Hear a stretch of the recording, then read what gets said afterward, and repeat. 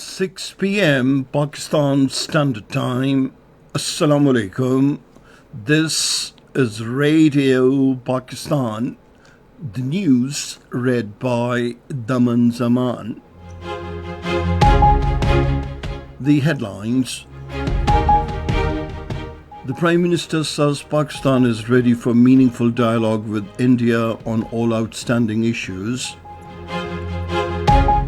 Shehbaz Sharif has emphasized that privatization of loss-making state-owned enterprises is essential for strengthening the country's economy.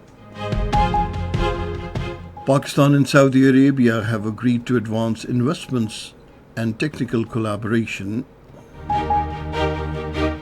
In the Indian illegally occupied Jammu and Kashmir, the 24th martyrdom anniversary of liberation leader Haji Noor Hussain of Pir Panjal is being observed today. 10 Palestinians have been martyred in the latest Israeli attacks on Gaza. The third T20 Cricket International of the three-match series between Pakistan and Bangladesh will be played in Dhaka tomorrow. And now the news in detail. Prime Minister Shehbaz Sharif has reiterated that Pakistan is ready for a meaningful dialogue with India on all outstanding issues. He was talking to the British High Commissioner Jane Marriott, who called on him in Islamabad today. During the meeting, the Prime Minister conveyed his warm wishes for King Charles III and Prime Minister Keir Starmer and said he looked forward to his meeting with the United Kingdom leadership later this year. Shehbaz Sharif also welcomed the United Kingdom government's recent decision to resume PIA flights to and from the United Kingdom. He added that this would go a long way in alleviating the hardships faced by the British Pakistani community as well as enhancing people-to-people exchanges. He particularly appreciated the role of the High Commissioner in this regard. On the Pakistan-United Kingdom relations, the Prime Minister expressed satisfaction over the positive trajectory of bilateral cooperation and said the recently held trade talks between the two countries would lead to mutually beneficial opportunities for both the sides. He said Pakistan is also cooperating closely with the United Kingdom at the United Nations Security Council, where Pakistan currently holds the monthly presidency.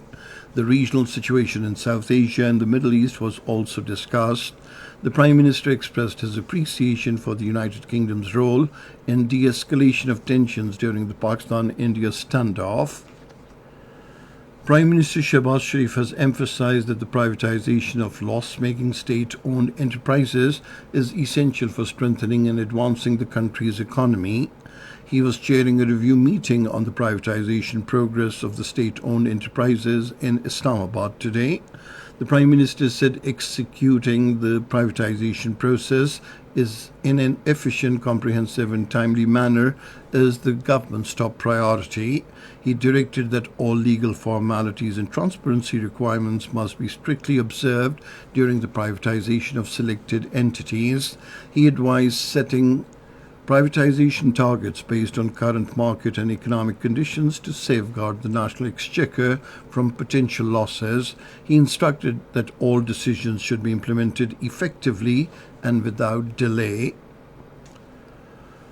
President Asif Ali Zardari has said Pakistan attaches great importance to its relations with Austria.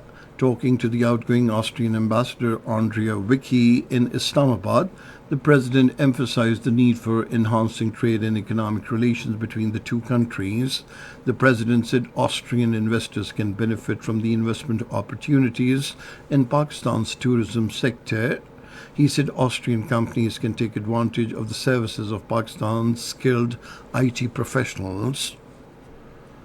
Pakistan and Saudi Arabia have agreed to advance investments and technical collaboration for mutual benefit of the two nations.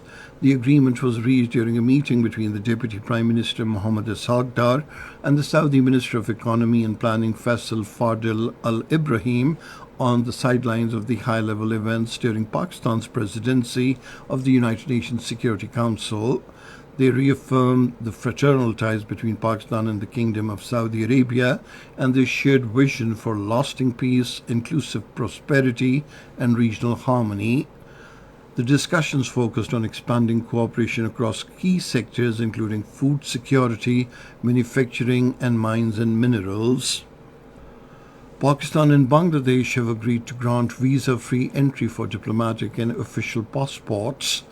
The agreement was reached at a meeting between the Interior Minister Mohsin Naqvi and his Bangladeshi counterpart Jahangir Alam Chaudhry in Dhaka today.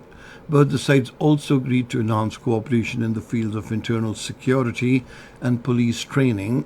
Besides, they discussed to increase collaboration on anti-narcotics and anti-human trafficking.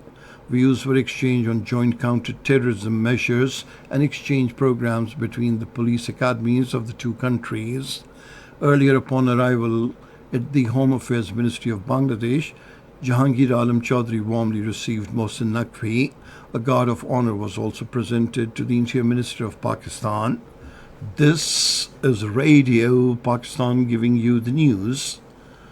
The Chairman Senate Syed Yusuf Raza Gilani has reaffirmed Pakistan's commitment to further strengthening bilateral relations with Nepal. He was talking to the newly appointed ambassador of Nepal to Pakistan, Rita Dhittal, in Islamabad today. The Chairman's Senate said Pakistan attaches great importance to its fraternal relations with Nepal, which are deeply rooted in shared history, cultural ties, and mutual respect. The Chairman's Senate congratulated Rita Dhittal for her appointment as ambassador to Pakistan and extended his best wishes for a successful diplomatic tenure in Pakistan.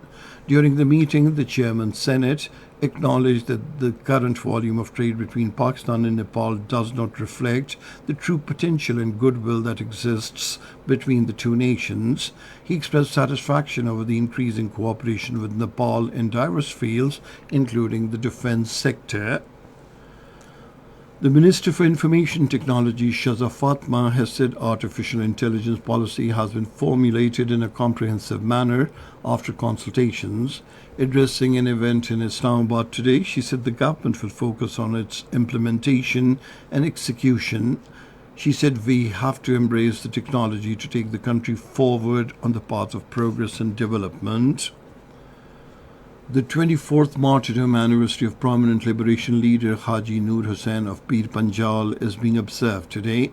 According to Kashmir Media Service, the Hurriyat leaders have paid glowing tributes to Haji Noor Hussain on his martyrdom anniversary. The leaders said Haji Noor Hussain had made unprecedented contributions to the Kashmiri struggle for inalienable right to self-determination. The leaders, while reiterating to continue the martyr's mission, vowed to render every kind of sacrifice for achieving their cherished goal. The Indian Forces personnel had martyred Haji Noor Hussain in Mendhar area of Punch district on this day in 2001.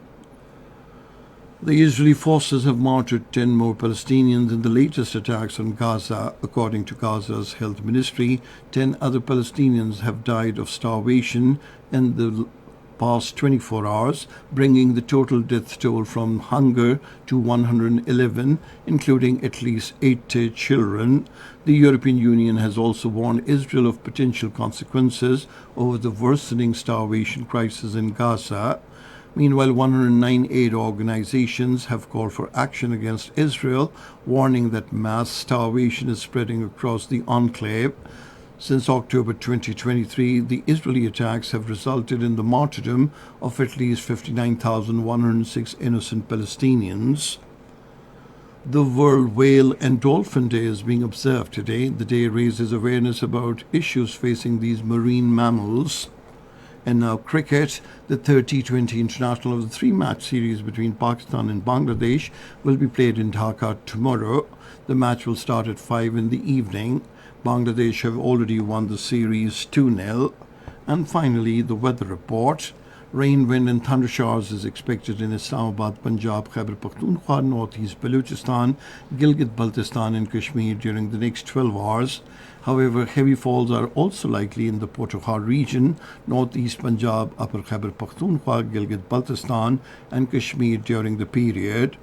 And that is the end of this news bulletin. For more news and analyses, log on to our website, radio.gov.pk, and you can also watch the live video streaming of our bulletins on the link, facebook.com/Radio Pakistan News Official